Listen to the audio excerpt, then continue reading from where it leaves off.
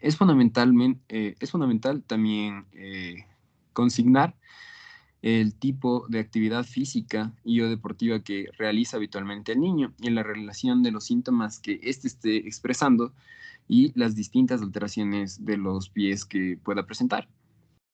Pásale, por favor.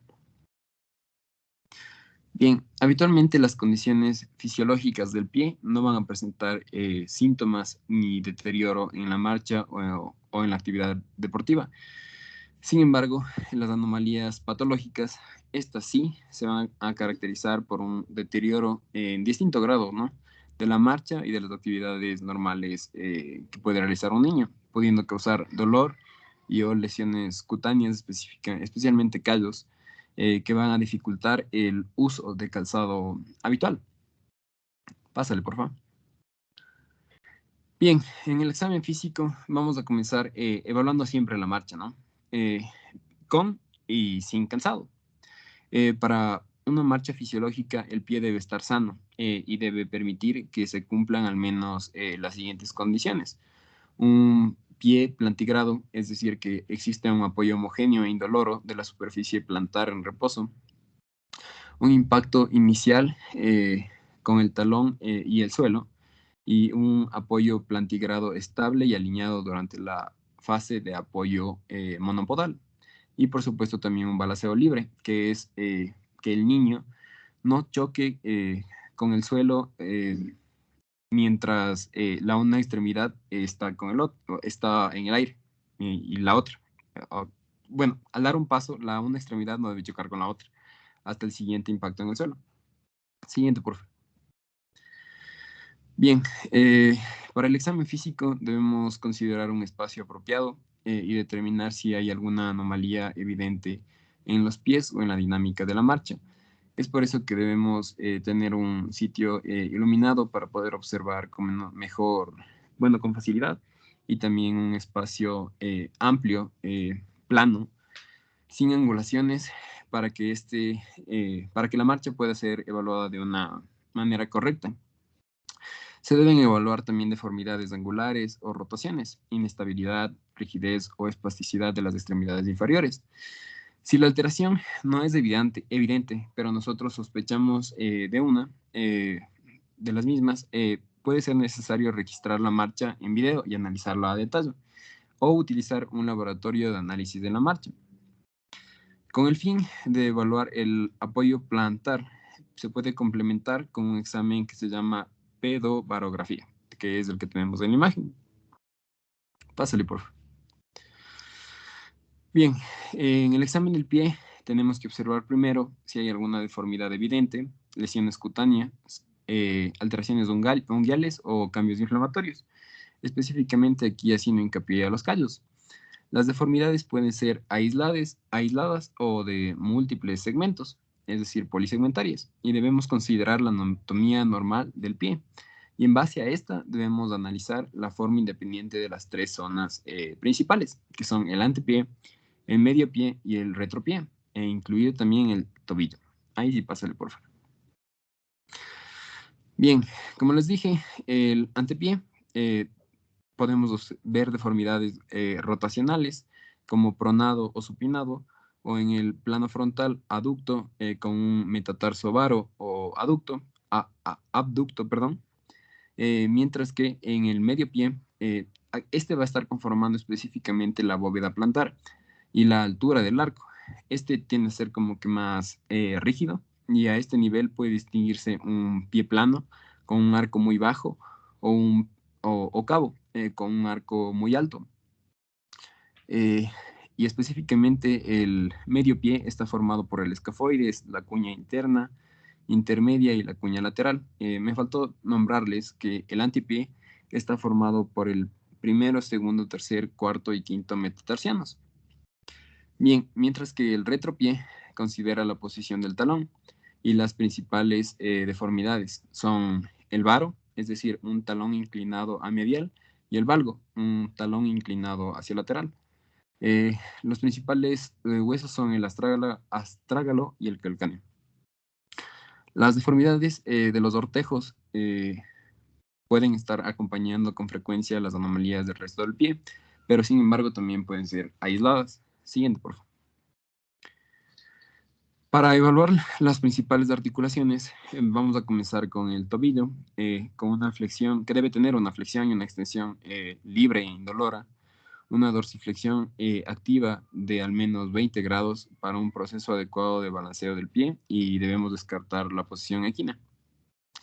En la articulación subtalar debemos tener una movilidad libre e indolora en varo y valgo bajo el tobillo de aproximadamente 10 a 20 grados. Bien, y debemos evaluar la rigidez y también la hipermovilidad en el caso de existirla. A nivel del medio pie, como les dije, aquí vamos a estar encontrando la bóveda plantar, y esta tiene escasa movilidad, pues proporciona la estabilidad al pie, ¿no? Debemos evaluar si existe hipermovilidad, que puede condicionar un colapso del arco plantar y una marcha patológica. A nivel del antepié, debemos evaluar la movilidad del metatarso y de las distintas falanges, que deben ser amplia e indolora. Pásale, por favor. Al evaluar las principales articulaciones, debemos determinar si las deformidades en caso de existirlas, si las deformidades que encontramos son rígidas o flexibles. Cuando hablamos de deformidades flexibles, estas no tienen un cambio anatómico u óseo importante y son susceptibles de corregir manualmente en forma, sea parcial o total, durante el examen físico. Y la flexibilidad del pie plano puede evaluarse con maniobras simples, como por ejemplo pararse en punta de pie o elevando pasivamente el primer ortejo. Siguiente, por favor. Bien, ahora cuando hablamos de deformidades rígidas, habitualmente estas van a estar comprometiendo la anatomía ósea o son secundarias a una anquilosis articular. Generalmente estas necesitan de un tratamiento quirúrgico que, como previamente se les indicó, debemos esperar a la madurez, a que el niño llegue a la madurez ósea para poder implantar un tratamiento quirúrgico adecuado. Y adicionalmente a esto, el examen se va a complementar con una evaluación de la fuerza muscular y de los reflejos osteotendinosos para descartar patología neuromuscular. Pásale, por favor. Bien. Ahora, hablando de la evaluación imagenológica, ante la presencia de una deformidad en el pie, es muy importante obtener una imagen de la anatomía esquelética. Y para poder hacerlo necesitamos pedir una radiografía con distintas proyecciones, que van a ser anteroposterior, lateral y oblicua. Y cuando hay una deformidad en varo o en valgo del pie, se puede añadir una proyección especial, que es la de Salzmann. Es la que observamos en la radiografía que tenemos ahí. Y para el estudio complementario de patologías puntuales, específicamente neuromusculares, se puede recurrir a la tomografía axial computarizada y también a la resonancia magnética. Siguiente, por favor.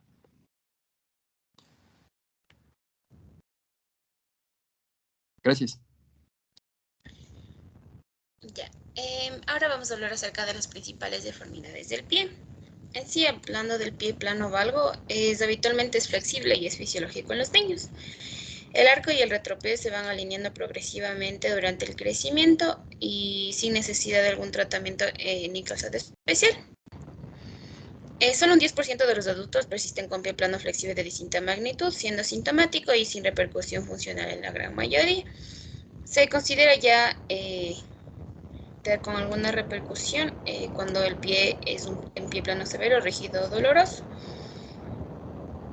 Podemos encontrar pie plano rígido en las siguientes patologías. El astrágalo vertical congénito, que es una deformidad presente al nacimiento que corresponde a un pie plano rígido con equina del retropié, que sería un calcáneo ascendido.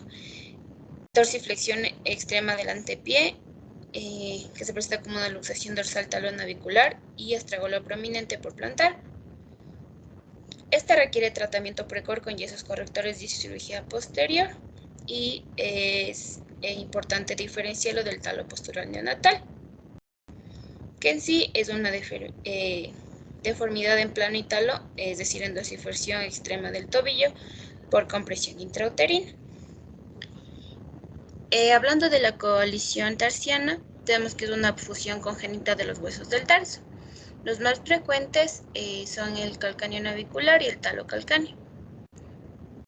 Ocasionan dolor del medio y rostropía acompañadas de rigidez subtalar. Pueden provocar una deformidad en plano valgo progresiva a medida que el pie va creciendo. Aquí se requieren estudios complementarios de TAC o resonancia magnética y su tratamiento habitual es quirúrgico. Y en lo que respecta a la parálisis cerebral, es una variante de hiplegia espástica severa que puede progresar a pie plano valgo severo y rígido, aunque inicialmente puede existir un pie cabo varo y eventualmente igual requiere tratamiento quirúrgico. Hablando del pie cabo varo, este es generalmente patológico y secundaria a alguna enfermedad neuromuscular. Especialmente en la polineuropatía periférica familiar de Charcot-Marie-Tooth y a una parálisis cerebral espástica, aunque a veces también pueden haber pies cabos leves de carácter idiopático familiar. Para esto es importante hacer una evaluación neurológica ante la presencia de un pie cabo varo, siendo habitualmente progresivo durante el crecimiento del niño cuando existe una enfermedad neuromuscular. Este también puede tener un equino asociado y gran parte de los pies cabo varo inician con una deformidad solo en el lado medial del pie. En el neonato podemos encontrar el pie bot o también denominado pie sambo, que es una de las deformidades congénitas más frecuentes del pie. Esta está constituida por un equino, varo y aducto con distintos grados de severidad y rigidez que requieren tratamiento desde los primeros meses de vida. Ya, hablando ahora de las misceláneas, tenemos el alus valgus juvenil y el metatarso aducto ovar. Hablando del alus valgus juvenil, tenemos que es una desviación congénita del primer metatarsiano hacia medial y del alus hacia lateral. Es de carácter progresivo en un pie de constante crecimiento. Es habitualmente asintomático, pero puede dificultar el calzado por el ensanchamiento del antepié o causar dolor si es muy severo. En niños habitualmente el tratamiento es conservador y así permitiendo un calce cómodo y actividad física normal. La ortesis o las plantillas no corrigen esta deformidad, siendo el tratamiento quirúrgico la única forma de eliminar el rayo cuando sea necesario, que es generalmente en casos severos y con madurez esquelética. Hablando en sí del metatarso aducto, es una desviación hacia medial del antepié que puede ir acompañada de un vario flexible del retropié. Esta se ve como una deformidad aislada y es el hallazgo más frecuente en recién nacidos debido a la compresión intrauterina. Habitualmente se resuelve en forma espontánea durante el primer año de vida, pero puede requerir tratamiento con yesos correctores o cirugía si es muy severo o persistente.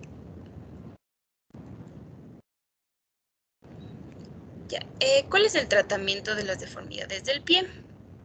Tenemos que considerar cuáles son las que no necesitan tratamiento, ya sea porque su evolución es hacia la corrección espontánea, como es el pie plano flexible fisiológico y el metatarso aducto, o porque esta no constituye ninguna molestia ni repercusión funcional para el paciente. Muchos alus valgus juveniles leves, deformidades de ortejos o pies cabos idiopáticos leves no requieren ningún tipo de intervención médico-ortopedia ni quirúrgica. Hablando ahora del tratamiento ortopédico, tenemos que saber qué es la indicación más básica y simple para las deformaciones de los pies leves o con pocas molestias en el uso de calzado adecuado.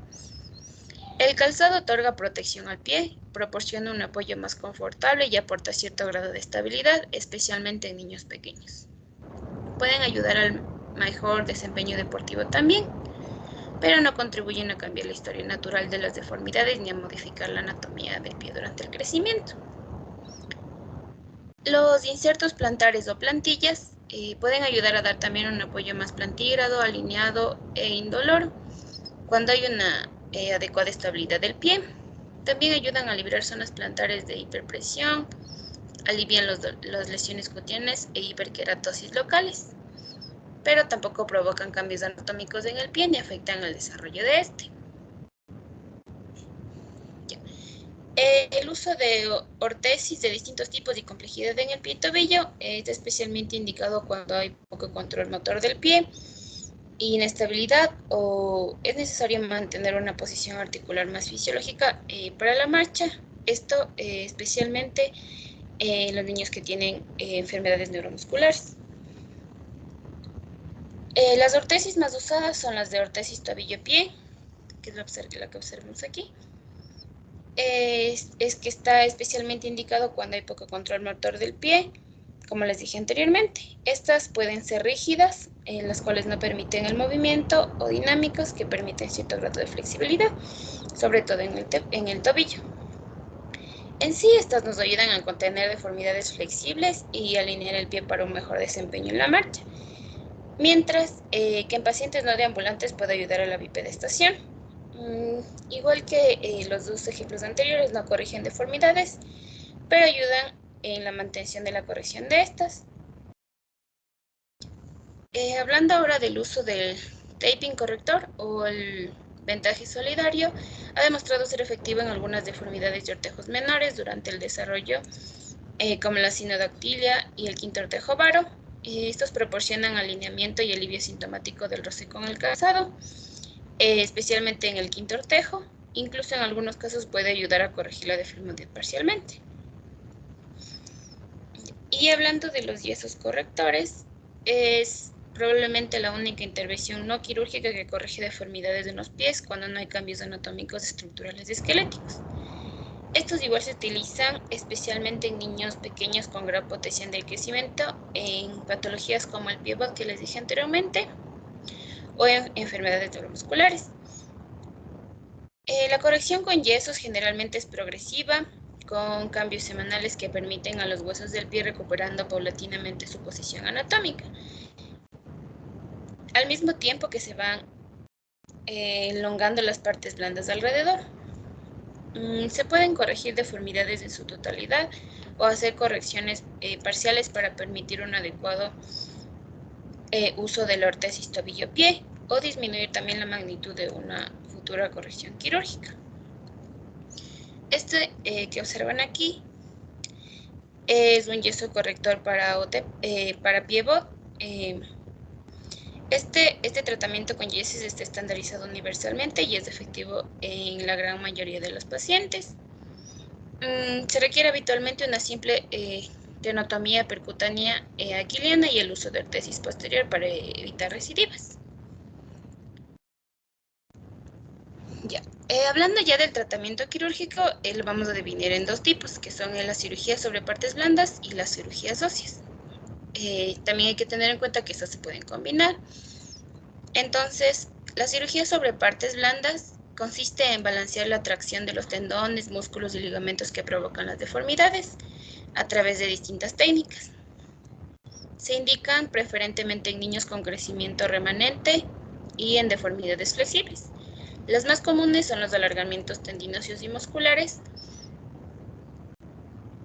que permiten retomar a su posición fisiológica huesos y articulaciones. Una indicación frecuente es el equino mediante el alargamiento del tríceps oral con distintas técnicas, entre estas la tenotomía directa del Aquiles, el alargamiento en Z y las fasciotomías musculares. Si tenemos un problema en el desbalance entre músculos antagónicos, se pueden realizar transferencias tendinóseas para corregir. En el pie es frecuente transferir tendones que controlan extrínsecamente el movimiento y posición, como los tibiales y los peroneos. En sí, todas estas técnicas pueden ir combinadas dependiendo del caso, pudiendo también realizarse luego de un tratamiento inicial corrector con yeso, también en conjunto con una cirugía ósea. Ya, en sí, la cirugía ósea ya en sí modifica la anatomía esquelética del pie cuando ésta se encuentra ya alterada. Se reserva especialmente para deformidades rígidas y irreductibles. Idealmente se realizan en un esqueleto maduro para evitar así recidivas producto del crecimiento esquelético. Se realizan esencialmente estotomías correctoras a nivel de la deformidad y se fijan con material de osteosíntesis.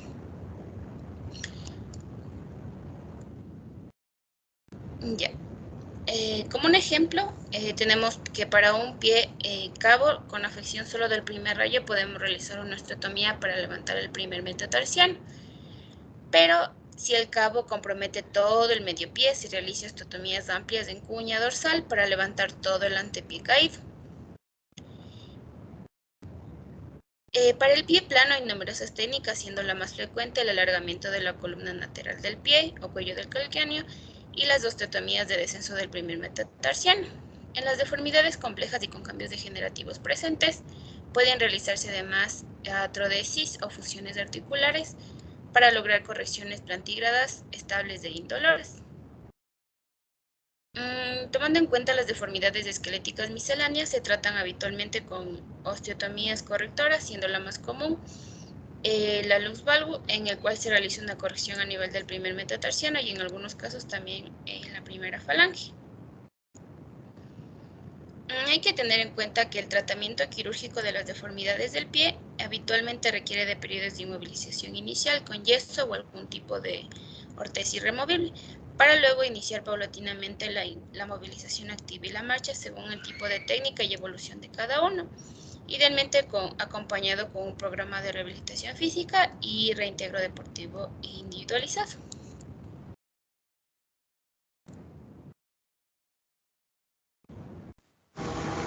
Listo, ahora dentro del capítulo de deformidades articulares vamos a hablar de las patologías de rodilla. Síguele, por favor. Bueno, primero tenemos que tener en cuenta que la rodilla es la articulación más grande del cuerpo y va a estar susceptible a sufrir alteraciones mecánicas debido a las altas tensiones a las que es sometida continuamente. Y la clínica que va a presentar un paciente que presenta alguna alteración en la rodilla va a ser primero aparición de deformidades en un lactante. En un niño un poco más adulto ya va a manifestar dolor al esfuerzo, bloqueos o cojera. Síguele, por favor. Ya, dentro de las anomalías las separamos en dos grupos. Aquí tenemos las anomalías congénitas. Las anomalías congénitas, tenemos aquí la luxación congénita de la rodilla. Esta va a tener una baja incidencia de 1 por cada 100.000 recién nacidos vivos. Va a ser más frecuente en mujeres y va a haber un desplazamiento anterior de la tibia en relación al fémur. Dentro de la clínica vamos a tener que la rodilla va a estar en hiperextensión y las caderas en hiperflexión y se va a diagnosticar al nacimiento a través de la exploración física y lo vamos a objetivizar según los grados de flexión pasiva, siéndonos para esto la radiografía un estudio de mucha ayuda. Ya, y podríamos clasificar a la luxación congénita de rodillas según la clasificación de Lev y Weiss en 3 grados. El grado 1 tiene una hiperextensión de 12 a 20 grados y una flexión de 45 a 60. El grado 2, una hiperextensión de 20 a 40 grados y una flexión en posición neutra. Y el grado 3, la hiperextensión va a ser mayor a 40 grados y la flexión va a ser recurvatum.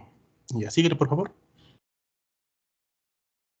Y adentro del manejo de la luxación congénita de rodilla, vamos a tener que el tratamiento conservador se va a basar en yesos seriados y va a tener una eficacia del 77% y solo cuando este tratamiento ha fracasado vamos a requerir un tratamiento quirúrgico. Y aquí la clasificación de qué tratamiento amerita cada paciente se va a basar en el grado de flexión pasiva que tenga.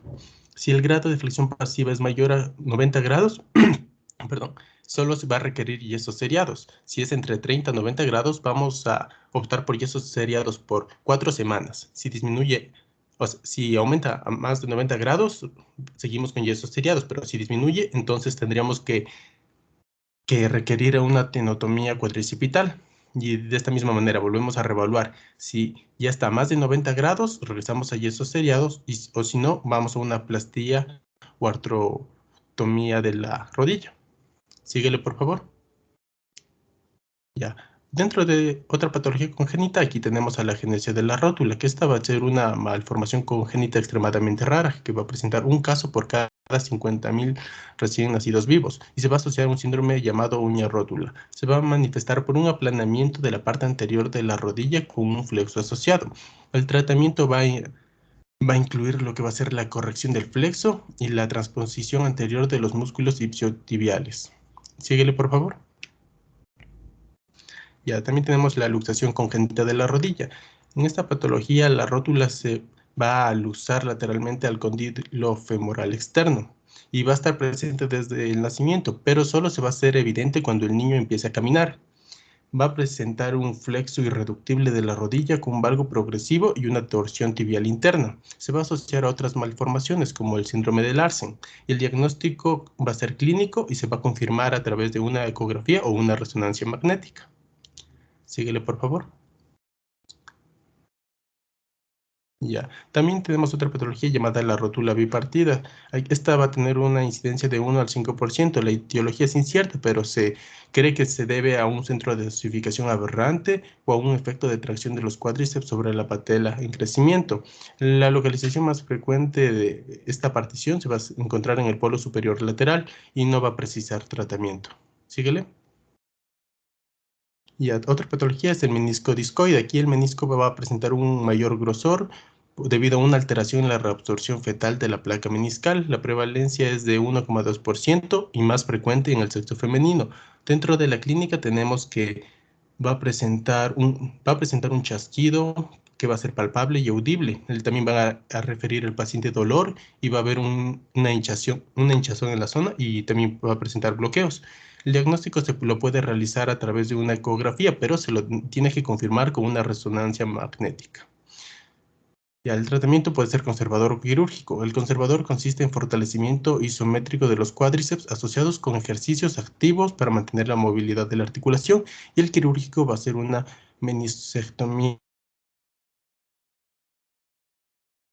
parcial. Síguele, por favor. Ya. Ahora la plica sinovial. Esto va a ocurrir durante la vida intrauterina. Aquí un vestigio embrionario de las membranas que deberían separarse de la bolsa subcuadricipital permanecen y se va a describir una plica infrapatelar, una suprapatelar o una rotuliana, como podemos ver aquí en la gráfica de la derecha. Ya, la clínica que va a presentar el paciente va a ser principalmente sensaciones de bloqueo y una sinovitis. Y el diagnóstico y el tratamiento se lo va a llevar a cabo a través de una artroscopía. Síguele, por favor. Ya, también tenemos la genesia del ligamento cruzado anterior. Tiene una incidencia de 0,017 por cada 1000 recién nacidos vivos. La clínica va a ser inestabilidad de rodillas, signos de Lachman y cajón anterior-posterior. Se confirma con una resonancia magnética. Y los signos degenerativos precoces van a estar presentes solo en un 50% de los casos. El tratamiento va a ser limitar el estrés de la articulación, fortalecer la musculatura periarticular y evitar el sobrepeso. Síguele. Ahora con alteraciones angulares del plano frontal. Aquí tenemos al genovarum, el cual va a ser normal en los niños solo hasta los 2 años. Y se lo va a ver cuando el niño empieza a caminar pronto, cuando el niño presenta sobrepeso o los que van a recibir ayuda en la marcha de algún instrumento mecánico. El tratamiento se va a adaptar a la causa porque pueden haber causas clínicas o causas que requieran una intervención quirúrgica.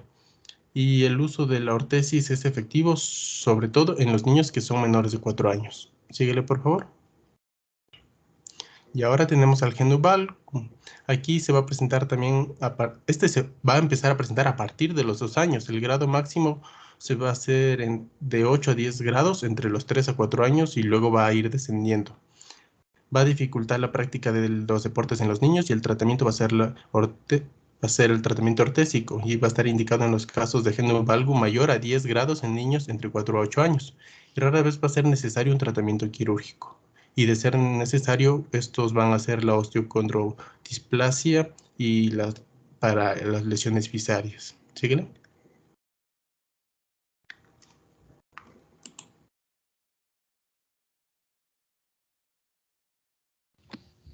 Ya, ahora vamos a continuar luego de haber visto las alteraciones angulares en el plano frontal. Vamos a continuar con lo que son las alteraciones angulares, pero ahora en el plano sagital. Entonces, bueno, vamos a tener en cuenta que las alteraciones en el plano sagital van a ser mucho menos frecuentes que las del plano frontal. Y vamos a tener aquí, como podemos ver en la imagen, el genuflexum o genuflexum y el genu recurvatum. Entonces, como podemos ver en la imagen, en el genuflexum se refiere a la imagen de la izquierda. Entonces, esto va a significar que una deformación, como su nombre lo dice, de la flexión. Entonces, esto lo que va a llevar es a la imposibilidad de la extensión completa de la rodilla. Y entonces esto va a significar para nuestro paciente un factor de inestabilidad. Ahora, respecto al geno recurvatum, esta va a ser, en cambio, una deformidad en la rodilla que lo que va a hacer es que la rodilla se vaya hacia atrás, como podemos ver en la imagen de la derecha. Y también se le llama al geno recurvatum como una hiperextensión de la rodilla y también podemos ver cómo se va hacia atrás. Pásale, por favor. Entonces, voy a empezar hablando de lo que es el genuflexum. Entonces, bueno, el genuflexum nunca va a ser fisiológico por encima de los 6 meses. Y su presencia va a ser común en lo que son enfermedades como, por ejemplo, la parálisis cerebral, la artrogriposis y la artritis idiopática juvenil. En el caso de que nuestro paciente tenga una angulación mayor a 10 grados, esto va a originar una marcha agazapada y es decir, una marcha que no va a ser funcional. Dentro de lo que es el tratamiento, podemos tener medidas posturales, como sentarse con la rodilla estirada, con o sin peso encima de la rodilla. También ejercicios activos para lograr el fortalecimiento de lo que es el cuádriceps. Y también dentro de lo que es la fisioterapia y ortesis, tenemos en la imagen lo que sería la CAFO nocturna. Y en el caso de que nosotros encontremos una angulación, es decir, un flexo mayor a 20 grados, esto ya sería una indicación de cirugía. Pásale, por favor. Bueno, entonces, respecto al geno recurvatum, este va a ser anodino, es decir, que no va a hacer dañino en otra, si es que no se encuentra otra patología articular. Sin embargo, sí va a significar un gran problema, por ejemplo, para un niño que tenga una enfermedad neurológica u otra enfermedad ortopédica. Entonces, esta se va a asociar también a lo que es la hiperlaxitud articular y va a ser más severo, por ejemplo, en el caso de que tengamos hiperlaxitud patológica, lo que ya sería, por ejemplo, un síndrome de Ehlers-Danlos o también en el síndrome de Marfan. Este se asocia a lo que se denomina el dolor de crecimiento por la excesiva presión que se va a ejercer sobre la cápsula posterior de la rodilla. Y bueno, dentro del tratamiento se tiene también lo que son los ejercicios de fortalecimiento isométrico de los isquiotibiales y también bíceps femoral. Y aquí también podemos usar lo que es la ortesis nocturna tipo KO, como podemos ver en la imagen de la derecha, para corregir esta posición. Y en los casos graves en donde tenemos una angulación mayor a 20 grados, en este caso se va a producir lo que son una presión excesiva sobre los cartílagos y las epífisis de crecimiento, y aquí ya existiría una posible destrucción articular. Pásale, por favor. Ya, entonces ahora vamos a tener lo que son las deformidades angulares, pero asociadas a patologías. Entonces aquí tenemos, por ejemplo, la enfermedad de Blount. Bueno, aquí ha faltado una Blount. Esto se refiere a una deformidad progresiva asimétrica tridimensional de la rodilla, en donde vamos a tener afectación de la epífisis y la metáfisis. Entonces, ¿esto en qué se va a traducir? ¿Qué va a causar en nuestro paciente? Va a causar un genu varum progresivo, como podemos ver en la imagen. El genu varum asociado también a lo que es torsión interna y procarbatum de la tibia. Refiriéndome al procarbatum, es decir, una inclinación craneal de la tibia. Ya, este va a constituir uno de los trastornos de alineación del miembro inferior más frecuentes en el niño. Y bueno, dentro de la etiología, principalmente es desconocida, pero se piensa que también puede estar relacionado con lo que es tener una predisposición familiar, deambulación precoz, también malnutrición, como la obesidad, y también traumatismo sobre el cartílago de crecimiento. Pásale, por favor.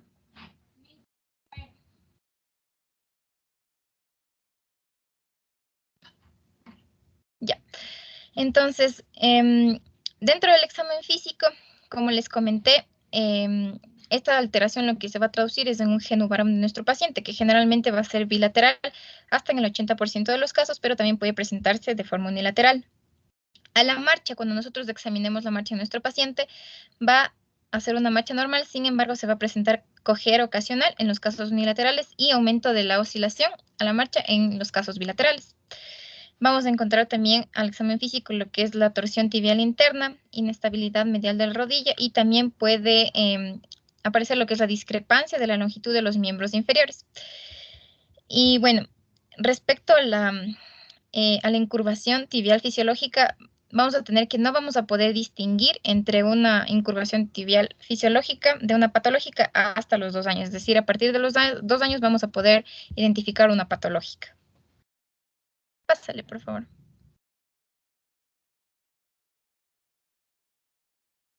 Ya, entonces, bueno, vamos a tener 2 formas clínicas según la edad de aparición. Vamos a tener la infantil o de comienzo precoz, que esta va a aparecer antes de los 4 años y va a ser bilateral en el 50% de los casos.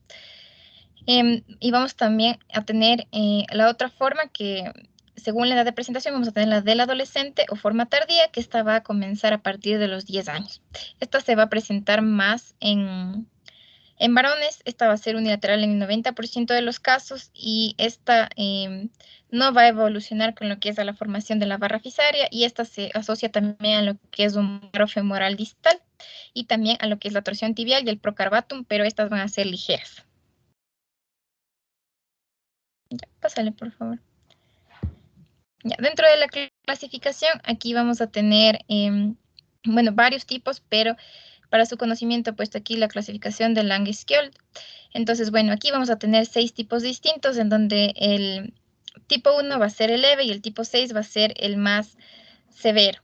Y dentro del pronóstico de la enfermedad vamos a tener el tipo 2, que se va a relacionar con una corrección espontánea, y el tipo 4 vamos a relacionarlo con lo que es una corrección espontánea posible, sin embargo infrecuente. Ya, pásale, por favor. Ya, entonces, bueno, para el diagnóstico, aquí vamos a tener como exámenes a la radiografía simple, y el hallazgo patognomónico va a ser la distorsión epífisio-metafisaria, es lo que está mostrando la flechita roja. Y vamos a tener también lo que es la medición del ángulo metafisio-diafisiario, que se lo va a trazar como podemos ver en la imagen de la derecha. Entonces, bueno, aquí vamos a hacer la medición de este ángulo y vamos a tener, por ejemplo, que menos de 9 grados va a ser un varo fisiológico. Menos de 10 grados vamos a poder tener una corrección espontánea en el 95% de los casos. Y dentro de lo que es más de 11 grados, este va a ser predictivo de que progrese a una enfermedad de Blum nuestro paciente. Y en el caso de tener este ángulo mayor a 16 grados, ya vamos a tener lo que sería una enfermedad de Blum. Entonces, esto lo vamos a relacionar también con la clasificación del Lange-Skjöld que vimos anteriormente, para poder ver también lo que sería el pronóstico del paciente. Ya, pásale, por favor. Y dentro de lo que es el tratamiento, bueno, aquí vamos a tener, dependiendo de lo que serían los grados de severidad, entonces vamos a empezar, por ejemplo, con lo que sería las ortesis tipo CAFO nocturnas. Y en casos más severos ya vamos, como podemos ver en la imagen de la izquierda, la imagen superior. Y en el caso de casos más severos, ahí ya se tendría que optar por lo que sería un abordaje quirúrgico. Entonces, dentro de las opciones vamos a tener, por ejemplo, la osteotomía de realineación axial en niños menores de 4 años, o también las hemiepifisiodesis laterales en niños mayores de 4 años. Y también vamos a poder realizar lo que es la modulación del crecimiento. Y eso sería todo. Muchas gracias por su atención.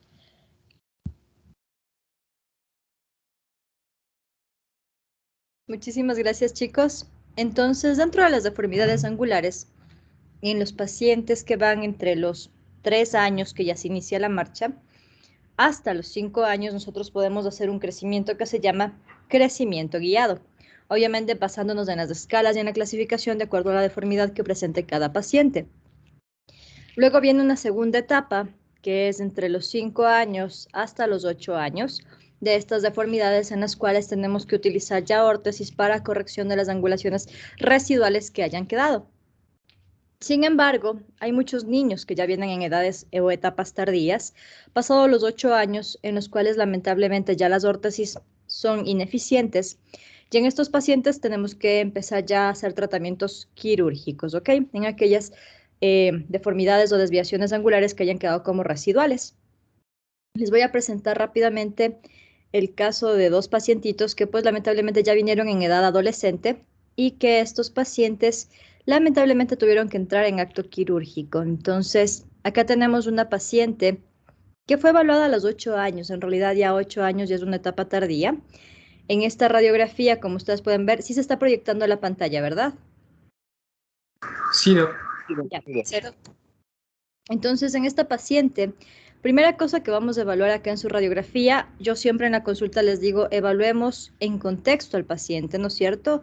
Entonces se ha hecho un análisis de sus caderas para ver si es que hay también una coxa valga. Miren que las caderas de esta niña no están totalmente cubiertas. Sin embargo, no son caderas inestables. Ella tiene una displasia bastante leve de sus dos caderitas.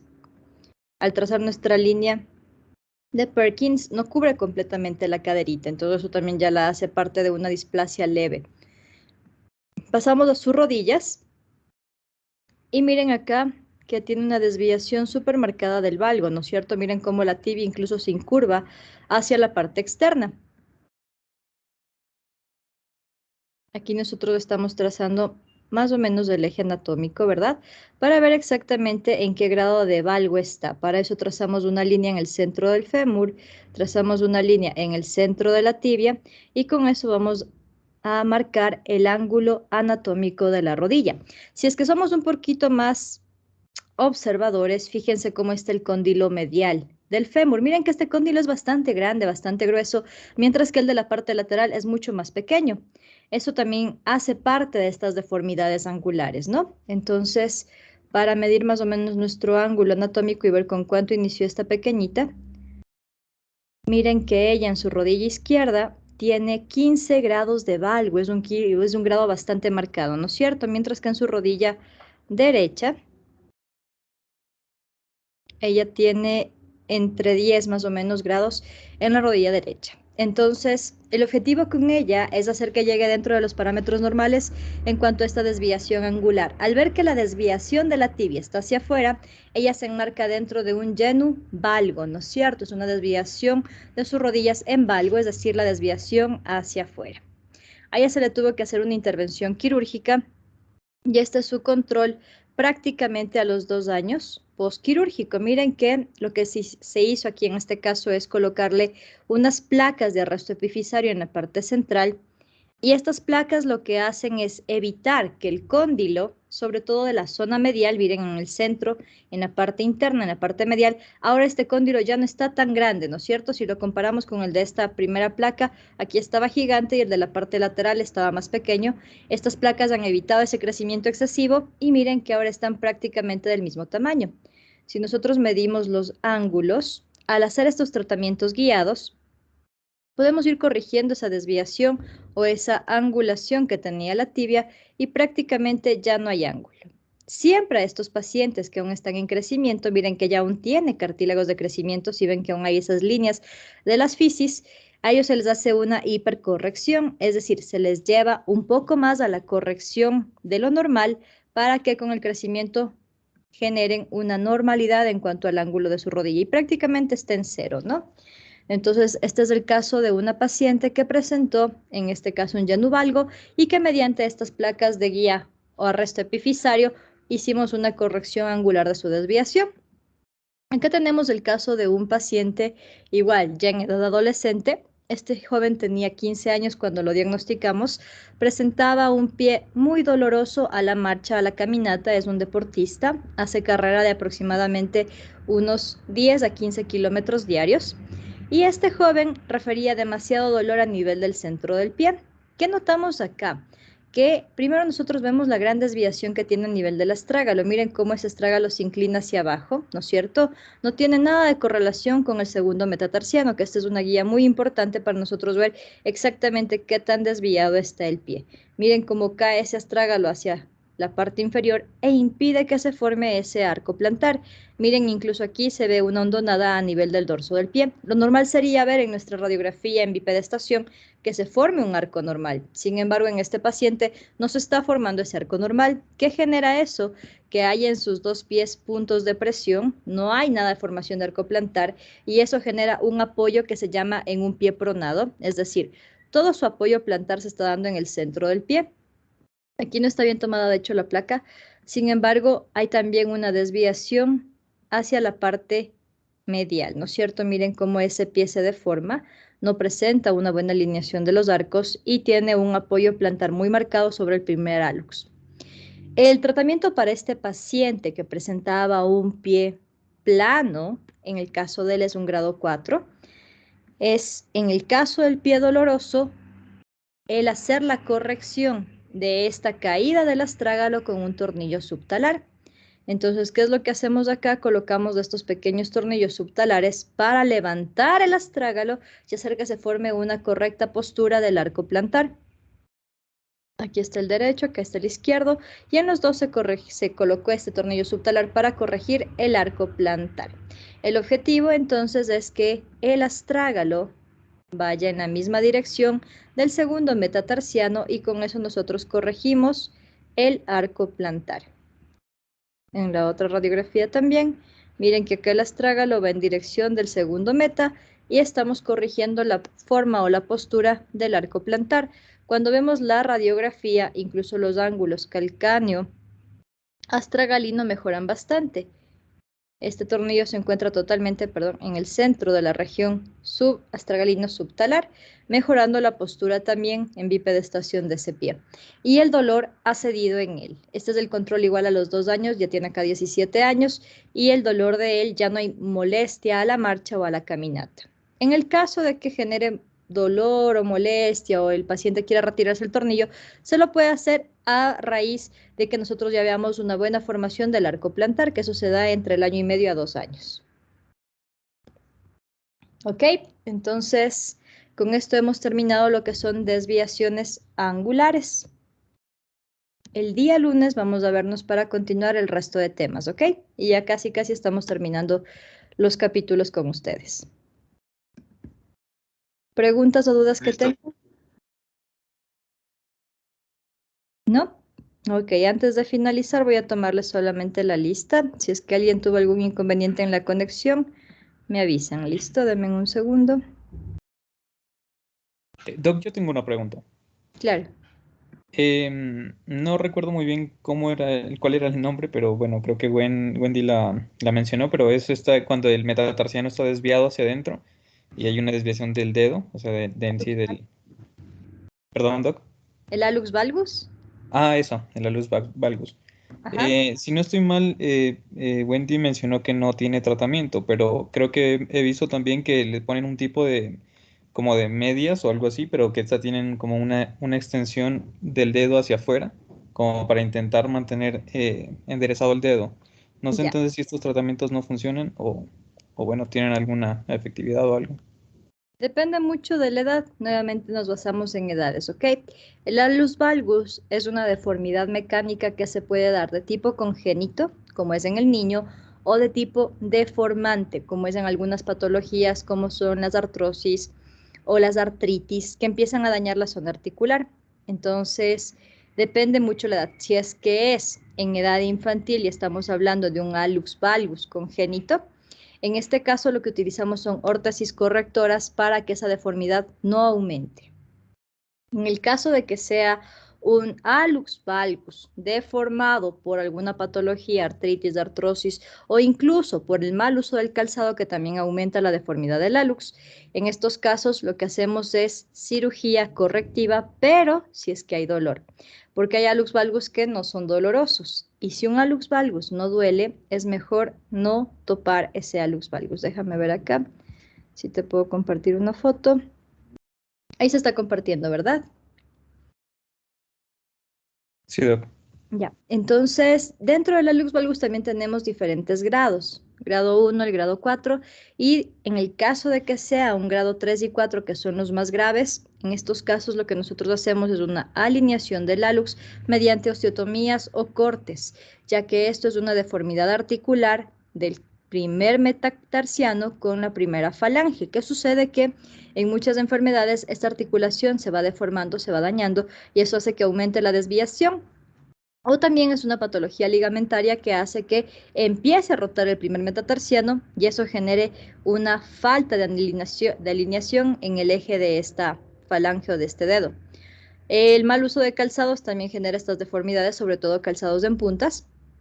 Por ende, el tratamiento inicial en este tipo de patologías es utilizar un separador de hallux. Este es un separador de hallux nocturno o las almohadillas matutinas. ¿En qué nos ayuda esto? Ayuda a evitar puntos de presión, ya que esto suele generar dolor, sobre todo en la cabeza del metatarsiano en este punto. Ayuda a evitar que la deformidad siga progresando. Pero si es que ya se vuelve un hallux valgus muy doloroso, que está generando imposibilidad a la caminata, que está generando demasiados puntos de presión, en ese caso se vuelve un hallux valgus quirúrgico y lo que hacemos son cortes de osteotomía para alinear la cabeza del hallux valgus y mejorar obviamente la postura del paciente. Pero jamás se opera por estética, porque muchos pacientes, sobre todo las mujeres, buscamos una corrección estética y las correcciones estéticas lamentablemente son muy dolorosas. Entonces, hallux valgus, como esta que es grado 4, se tiene que hacer una resolución quirúrgica. En el caso de un grado 1, como es déjenme ver si es que encuentro un grado 1. Por ejemplo, este de aquí es un grado 3, que va a depender mucho si es que es un paciente que tiene dolor o no tiene dolor. Entonces, va a depender mucho del grado que estemos evaluando. ¿Ok? Sí, Doc, gracias. Listo. Entonces, chicos, déjenme tomar la lista y con ustedes nos estamos viendo el día lunes. A ver. Apolo. Presente, Doc. Barreno. Presente, Doc. Camacho. Presente, Doc. Castillo. Presente, Doc. Coronel. Presente, Doc. Chinchín. Presente, Doc. ¿Dónde me quedé? Garófalo. Presente, Doc. Marcillo. Presente, Doc. Montenegro. Presente, Doc. Moreta. Presente, Doc. Perugachi. Presente, Doc. Sánchez. Presente. Zarango. Presente, Doc. Tacuamán. Presente, Doc. Velázquez. Presente. Villamarín. Presente, Doc. Yeroví. Presente, Doc. Zambrano. Presente, Doc. Buenas tardes. Buenas tardes. Muchas gracias por su asistencia y nos vemos el día lunes. Que tengan una buena tarde. Gracias, Doc. Gracias, Doc. Hasta luego. Hasta luego, Doc. Gracias, Doc. Hasta luego. Hasta luego.